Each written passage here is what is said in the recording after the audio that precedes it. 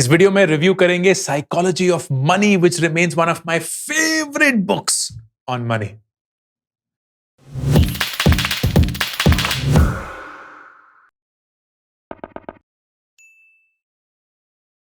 दोस्तों, मैंने बहुत टाइम से इस वीडियो पे एक बुक रिव्यू नहीं किया है, तो इस वीडियो में मैं psychology of money which is one of my absolute favourite books to start if you want to know anything and everything about money, उसको रिव्यू करूंगा। इस वीडियो में मैं 9 ऐसे लेसन्स शेयर करूंगा। When I was reading the book I realised about money, about the world, how they think about money, and I hope ये lessons आपके लिए भी उतने ही वैल्यूएबल रहे जितने वो मेरे लिए थे। Number 1, being rich is not equal to being wealthy. जब कभी भी हम किसी अमीर इंसान को देखते हैं तब हमें सिर्फ अमीरियत दिखती है, but being rich is very different from being wealthy. For example, अगर आप किसी को एक बहुत ही महंगी गाड़ी चलाते हुए देख रहे हैं तो बोलेंगे, अरे वाह कितनी महंगी गाड़ी, क्या औकात है। यू विल नेवर से अरे कितना बड़ा लोन, कितना बेवकूफ इंसान है। आप किसी के बड़े घर में जाएंगे तो बोलेंगे, अरे वाह कितना बड़ा आलीशान सा घर है। आप कभी ये नहीं बोलेंगे, अरे वाह कितने करोड़ों का लोन लिया है। You will always equate being rich as what things that people have and show off, and उसी के चलते you will fall in the same trap. आप जैसे ही कमाना शुरू करेंगे, आप एक महंगा फोन खरीद लेंगे, एक महंगी गाड़ी खरीद लेंगे, महंगी बाइक या गाड़ी खरीदने की कोशिश करेंगे, बड़े बड़े वेकेशंस पे जाना शुरू करेंगे, उसकी इंस्टाग्राम फोटोज डालना शुरू करेंगे, because you want to tell and show people कि आपके पास बहुत पैसा है जो आप खर्च कर सकते हैं। एसेंशियली जब लोग बोलते हैं ना कि मैं लाखों या करोड़ों कमाना चाहता हूं, दे नॉट सेइंग कि मैं लाखों और करोड़ों कमाकर इन्वेस्ट करना चाहता हूं। What they essentially saying is कि मैं लाखों कमाकर लाखों खर्च करना चाहता हूं, मैं करोड़ों कमाकर करोड़ों खर्च करना चाहता हूं, which is very different from being wealthy. Being wealthy means कि आप जो भी पैसा कमाते हैं ना, you actually have a way of making it happen without spending your time, and you are not making that money to show to someone else. You are making that money that is working behind the scenes. कहीं आपका वो wealth ना काम कर रहा है. That wealth is going into things that you don't even see. अगर आप, मैंने वो investments of 2021 का वीडियो जो बनाया था वो देखेंगे तो आप देखेंगे इतनी सारी मैंने अपनी investments करी हैं जो आप कभी भी नहीं देख पाएंगे। आप कभी भी मेरे लिए एक महंगी गाड़ी नहीं देखेंगे, एक ये फटा हुआ स्ट्रैप वाला घड़ी देखेंगे, 1400 रुपए की है। आप वही स्वेटर देखेंगे, वही बैकग्राउंड देखेंगे, वही सब कुछ है, लेकिन आपको ये नहीं दिखेगा कि मैंने एक लाखों के कैमरा में इन्वेस्ट किया है, हजारों की लाइट्स खरीदी है, हजारों का एक माइक खरीदा है, हजारों लाखों रुपए मैं महीने में सॉफ्टवेयर पे खर्च करता हूं, अपने लोगों पे खर्च करता हूं, which is never something that you will find. That is the difference between being rich and being wealthy। क्या ये सब बोल के मैंने बहुत ही सटली ये बोलने की कोशिश करी कि मैं वेल्दी हूं और रिच नहीं? Number 2, staying wealthy is very different from getting wealthy। Wealthy या रिच होना तो बहुत लोग कर सकते हैं। इतने सारे लोग हैं अमेरिका में जो लॉटरी के टिकट्स खरीदते हैं। इनफैक्ट एक स्टडी थी जो बोला गया था कि ऑन एन एवरेज एक अमेरिकन $400 खर्च करता है लॉटरी के टिकट्स खरीदने में। इतना पैसा उनके पास खुद के लिए भी नहीं होता अगर कोई इमरजेंसी हो जाए, but they will spend it in the hope कि कहीं ना कहीं उस लॉटरी के टिकट से जिंदगी बदल जाएगी। और बहुत लोग हैं जो ये लॉटरी की टिकट जीतते भी हैं, बहुत इन द सेंस कि कुछ लोग तो हैं जो ये लॉटरी की टिकट जीतते हैं। And it has been proven by a study कि जो कोई भी लॉटरी की लॉटरी की टिकट जीतता है, most of them very quickly go back to the financial state जो लॉटरी जीतने से पहले था। They very quickly become poor, क्योंकि पैसे कमाना तो आसान है, लेकिन उस पैसे को बड़ा करना, ग्रो करना बहुत मुश्किल है। छोटा सा एग्जांपल, मेरा फेवरेट एग्जांपल, आप 100 रुपए कमाते हैं, उस 100 रुपए को अपने माँ बाप के बेस्ट इंस्ट्रूमेंट में डाल देते हैं, फिक्स डिपॉजिट, जो आपको हर साल 4 से 5% गारंटीड रिटर्न देता है। तो आप बोलते हैं वाह, गारंटीड। वो सारे लोग जो अपने पैसे के साथ सट्टा खेल रहे हैं स्टॉक मार्केट में, कितने ही बेवकूफ हैं, क्योंकि मुझे हर साल 4% गारंटीड मिलता है। व्हाट यू इग्नोर इसकी हर साल चीजों का दाम 5% से बढ़ रहा है, विच इज कॉल्ड इन्फ्लेशन। तो जो चीज आज 100 रुपए की थी वो कल 105 रुपए की होगी। तो जो आपके 100 रुपए आज 100 रुपए की चीज खरीद सकते थे, वही सेम चीज वो अगले साल नहीं खरीद पाएंगे क्योंकि वो 105 की हो गई होगी। आपके पैसे ₹100 से बढ़कर ₹104 हो गए होंगे. But what ultimately has happened is that you've destroyed your money by 1% every year. अब छोटे पीरियड के लिए तो ये ठीक है, लेकिन यही आप करते रहेंगे. आप अपने पूरे पैसे को एक आरडी, एक एफडी में ही डालते रहेंगे इन द होप कि वो बढ़ रहा है और सेफली गारंटीड मैनर से बढ़ रहा है. What you're essentially doing is that you are destroying the value of your money. तो वो पैसे कमाना तो आसान है, लेकिन उस पैसे से अमीर बन पाना मुश्किल है. If you instead spend it on something or invested in something which gives you 10% या 15% return, हर साल नहीं देगा, उसी साल नहीं देगा, but over a period of time it will keep giving you that return. That is what means to stay wealthy, which is very different from getting rich. तीसरा, controlling your time is the biggest wealth of all. Morgan Housel इस book में ये लिखते हैं कि money is intrinsic value, the greatest intrinsic value, मतलब पैसे का जो ठोस वजूद है, that can not be overstated, is its ability to give you control over your time. And बहुत सारे लोग इस चीज को समझ नहीं पाते. पैसे कमाने का उद्देश्य क्या है? What is it that you are earning money for?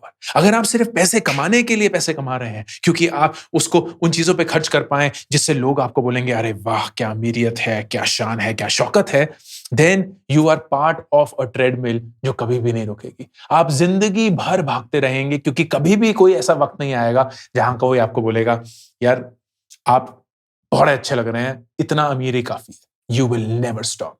कोई तो होगा जिससे आप ज्यादा अमीर बनना चाहते हैं, आप उनको इंप्रेस करना चाहते हैं, उनको दिखाना चाहते हैं. But if you start making money with the true essence की पैसे से मैं अपना वक्त खरीद सकता हूं, that in my opinion is the true value of money.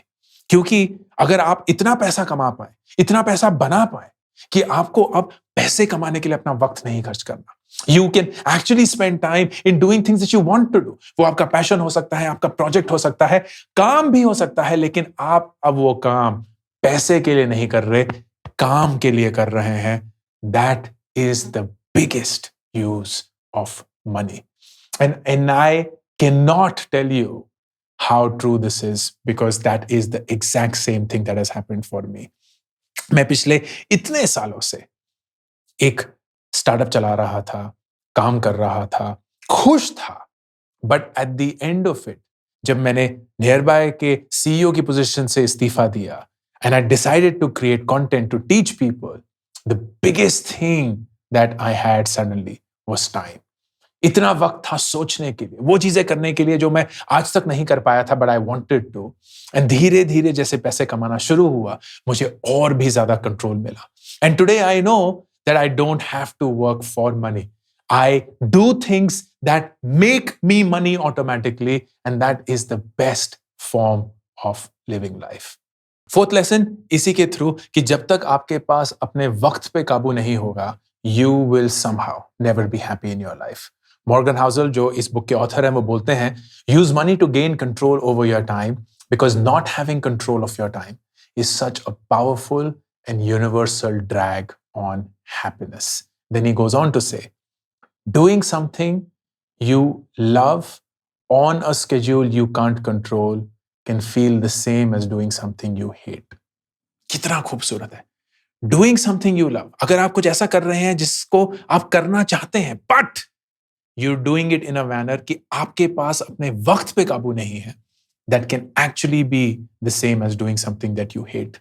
अपनी जिंदगी इतनी छोटी है कि अगर आप अपने वक्त को अपने काबू में नहीं रख सकते, आप वो चीजें नहीं कर सकते जो आप करना चाहते हैं, उस वक्त पे नहीं करना चाहते जब आप करना चाहते हैं, उतनी देर के लिए नहीं कर सकते जितनी देर के लिए आप करना चाहते हैं, then you will actually be unhappy in your entire life.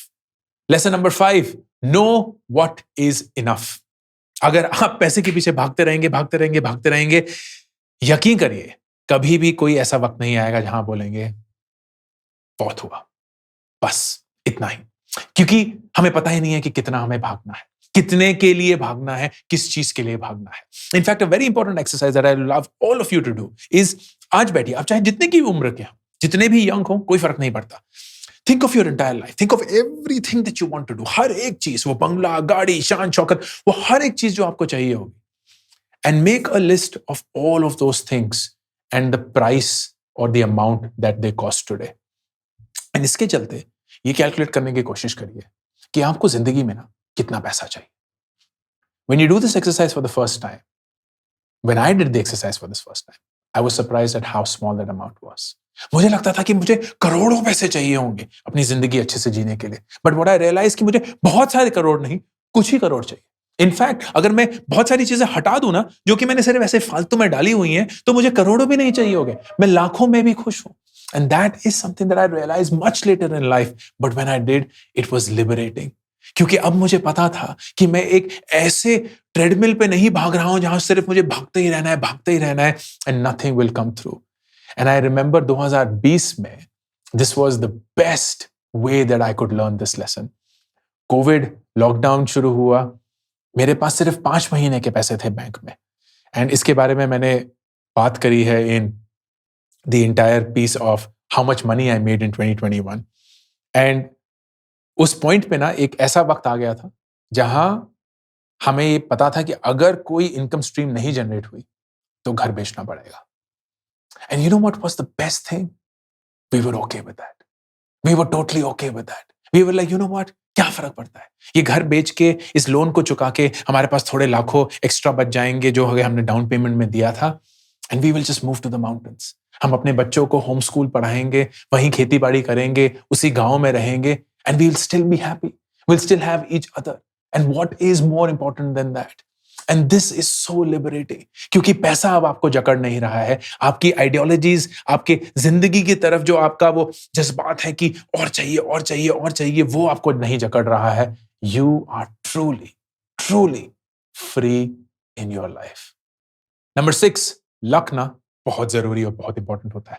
बहुत बार ऐसा लगता है कि यार किसी ने बहुत मेहनत करी और वहां पहुंच गए, किसी ने कुछ मेहनत नहीं करी तो इसलिए वो जिंदगी में कभी आगे नहीं गए. बट लक की इतनी ज्यादा अहमियत है जिंदगी में, and it's very hard to figure that out because it's very hard to figure कि लक की कितनी अहमियत थी, क्या रोल उसने प्ले किया. That is why we tend to dismiss luck. But luck is not something that can be dismissed. At the same time I know for a fact कि कुछ लोग हैं जो लक को ना एज अ डिसिप्लिन अपनी जिंदगी में जनरेट करते हैं. I'll give you an example. मैं काफी बार कोल्ड ईमेलिंग के बारे में बात करता हूं कि आप ऐसे इंसान को ईमेल लिखें या मैसेज करें जो आपको नहीं जानता लेकिन आप उनसे कुछ चाहते हैं. It could be a job, it could be a referral, it could be mentorship, it could be guidance, it could be internship, कुछ भी हो. Now if you write a cold email, एक इंसान को आप लिखते हैं, then it is quite possible कि आपको उसका जवाब नहीं मिलेगा. That's fine. अगर आप 2 लिखते हैं, maybe the same probability. लेकिन आप हर रोज अगर एक कोल्ड ईमेल लिखते हैं, then I can not guarantee कि उस ईमेल का आपको जवाब मिलेगा कि नहीं, बट आई कैन गारंटी कि अगर आपने 100 ईमेल भेजी हैं, आपको कम से कम 5 जवाब मिलेंगे ही मिलेंगे. I don't know which ones, that will be luck, but those 5 emails can change your life.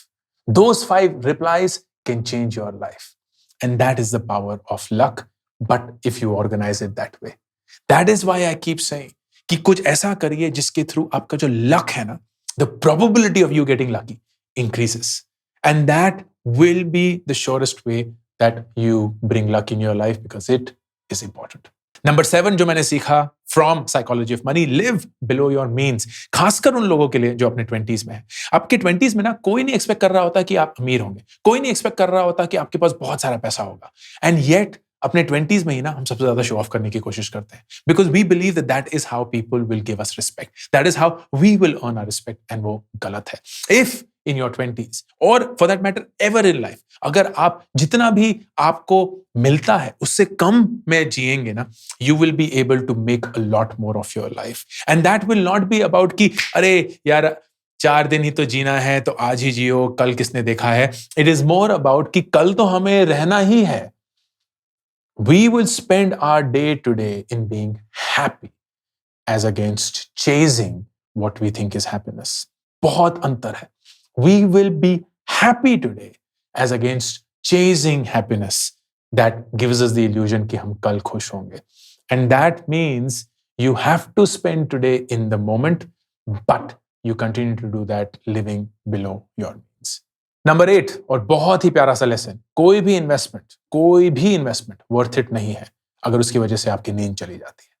अगर आप किसी भी चीज में पैसा डालते हैं for it to grow, लेकिन उसकी वजह से आपकी नींदों, रातों की नींद बोलने वाला था, मैंने नींदों बोल दिया, आपकी रातों की नींद चली जाती है, it's not worth it, it is not worth it.